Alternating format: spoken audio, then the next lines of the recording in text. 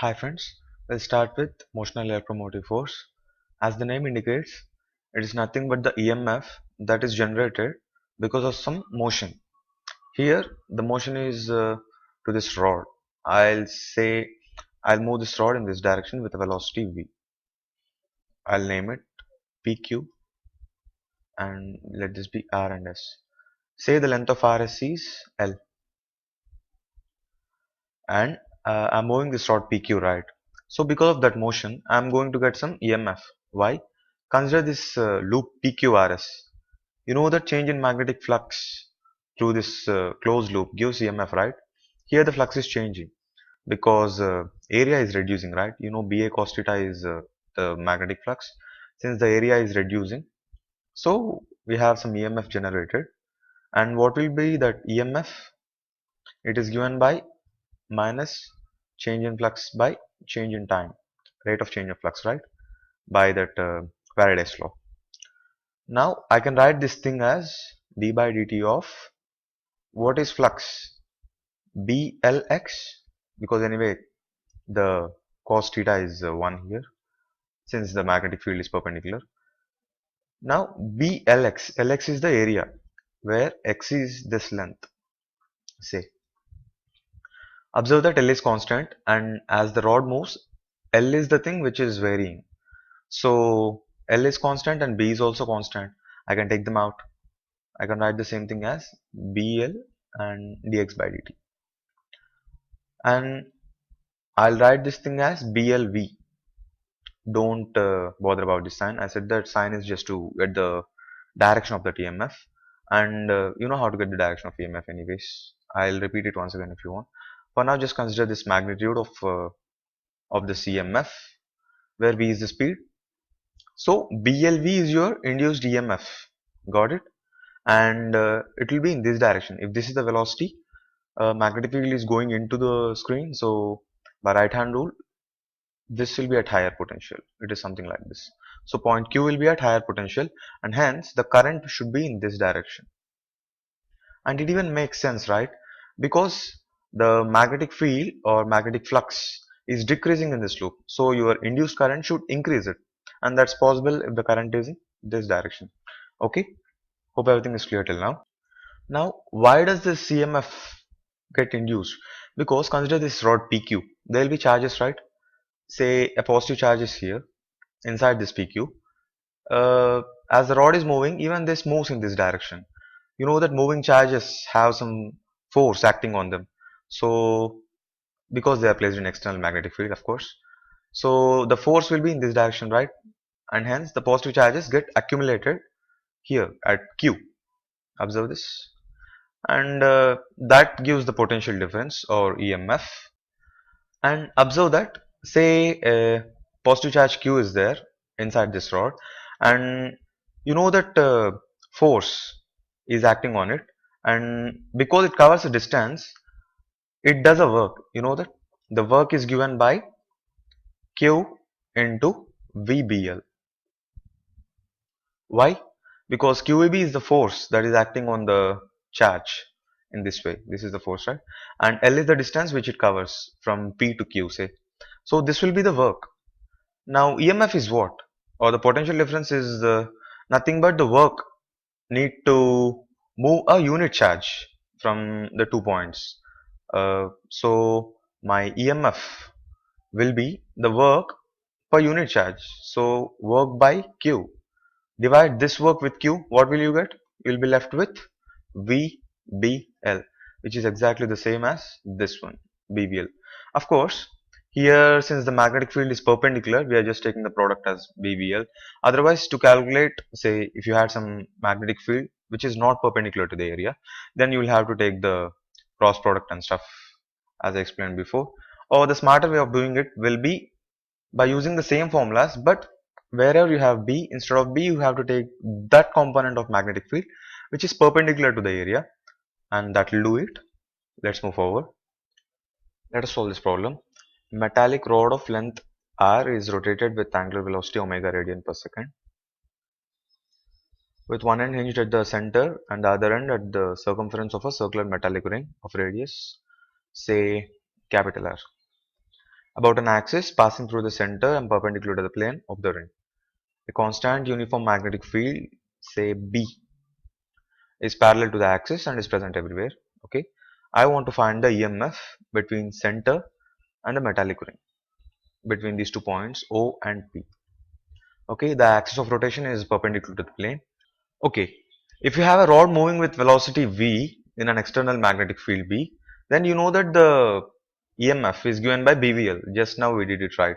It is given by BVL. But the thing here is the rod.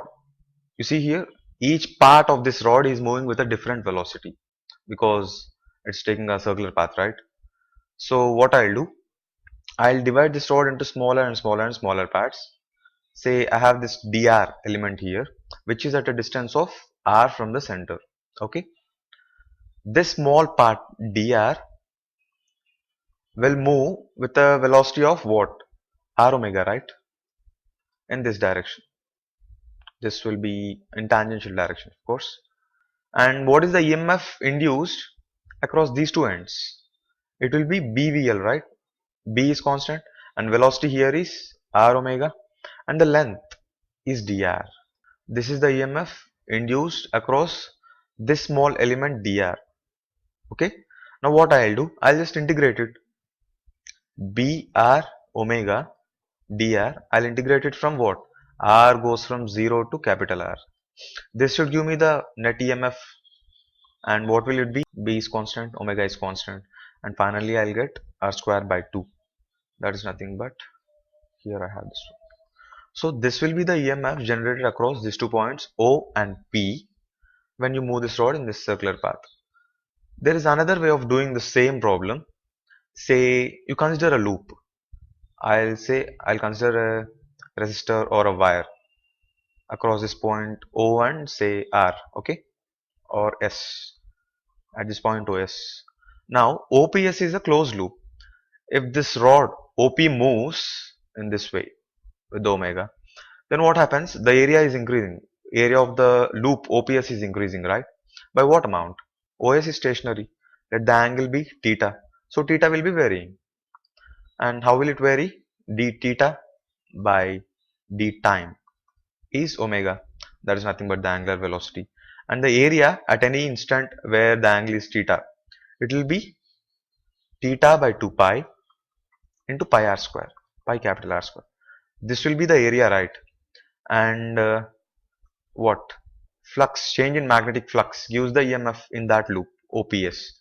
So change in magnetic flux is, or rate of change in magnetic flux, d by dt of, this thing is magnetic field times area. Area is theta by 2 pi into pi r square, d by dt of this thing, this whole thing. So what happened here? B by 2 will get it out and r square also will get it out. D theta by dt is nothing but omega. So this is what? The answer. You got the same answer, right? This is just another way of doing it. Consider this problem. A wheel with 10 metallic spokes. 1, 2, 3, 4, 5, 6, 7, 8, 9 and 10.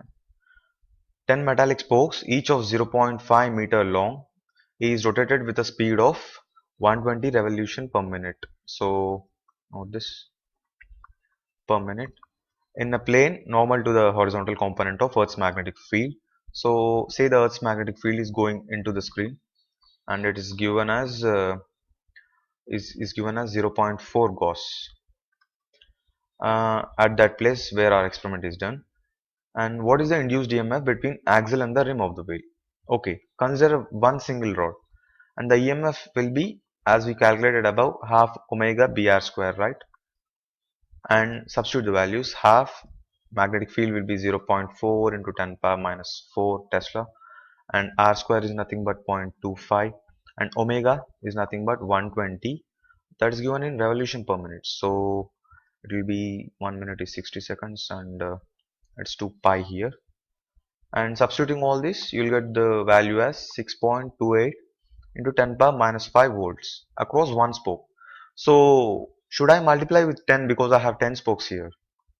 No, because at the ends of each spoke there is an EMF of 6.28 into 10 power minus 5. Well, that's fine, but Note that all these spokes are connected parallelly, that is center and the rim between the same 2 points. It is something like a parallel connection. And when you connect two batteries or n batteries parallelly, their EMFs don't get added up, and hence the number of spokes is immaterial to me. Hence the induced EMF between axle and the rim of the wheel will be the same, 6.28 into 10 power minus 5. Hope everything is clear till now. Consider this. Say the same arrangement, there is magnetic field everywhere, okay? And you have this rod PQ here. Okay, say the resistance of this rod PQ is smaller, and you know that when I move this with a velocity v here, there is going to be a current which is given by the induced EMF by the resistance. I'm assuming the other parts PS, P and ST and PQ are resistanceless. So this will be my current. And what is E? It will be BLV, right? Just be. So this will be the current. And force on the arm PQ will be I and L cross B. This will be the force on our PQ because current when placed in external magnetic field, the current carrying wire experiences some force, right? And note that the force is directed opposite to the velocity of rod. That is, if this is the velocity, then what?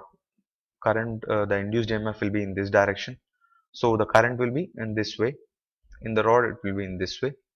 So by right hand rule, my force will be in this direction, opposite to the velocity. Had it been the other way, I mean, if I move the rod in this direction, then the induced EMF would have been in this way, and hence the current also would have been in this way, and so the net force would have been in this direction. However, it is opposite to the direction of velocity. So my force is ILB, I and L and B, and I is given by what? BLV by R, and you have L into B here. So my net force is nothing but B square L square V by R.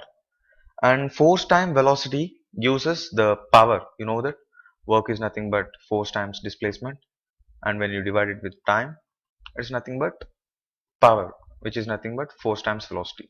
So if I want to get the power, I should multiply this with velocity, which gives me B square L square V square by R. That will be the power, and this power is to be provided by the external agent which is doing the mechanical work, and this mechanical work is dissipated as Joule heating again. Let us check that if I amount of current is flowing through that resistor R, then what will be the power? You know that it is I square R. What is I? BLV by R whole square into R. This is nothing but B square L square V square by R. It is exactly the same. So all the work, all the mechanical work which you do in moving the rod is dissipated as Joule heating. And there is one more thing. The magnitude of this EMF is nothing but rate of change of magnetic flux, right? So it is also given by EMF is nothing but IR by Ohm's law, right? I is what? Rate of charge transfer. That's nothing but dq by dt.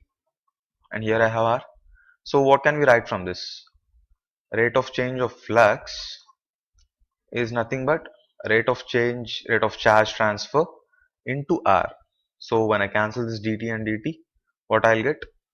Change in flux is nothing but uh, change in charge or charge transferred into the resistance, or in other words, charge transferred is nothing but change in flux upon resistance R. This is one more result you can remember. That's it. Keep watching. Bye.